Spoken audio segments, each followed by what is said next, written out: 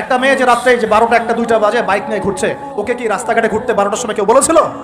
এখন যদি এই 2টা 3টা ছেলে মিলে ওকে ধর্ষণ করে, দোষটা কি ছেলেটার হবে না মেয়েটার দোষ নাই? এখানে মেয়ের বাবার দোষ নাই, মেয়ের ফ্যামিলির দোষ নাই? তাহলে আমরা শুধু কেন ছেলেদের দিকে ফোকাস করি কেন? ছেলে তো অপরাধী, ছেলে তো অপরাধ করেছেই, ছেলের তো বাপ আগেই মরে গেছে। ছেলের বাপ যদি বেঁচে থাকতো তাহলে ছেলেকে তো আদব কায়দা শেখাতো, ছেলেকে শেখাতো যে দেখো বাবা, আমরা আমাদের সন্তানদেরকে শেখাই বাবা, সেটা হলো ইঁদুরের মতো বড় হয়েও না, সিংহের মতো বড় হয়েও। ইঁদুর কি করে? ইঁদুর রাতের অন্ধকারে মানুষের বাসায় বাসায় চুপচুপ করে খেয়ে বেড়ায়, দেখবে তাই না?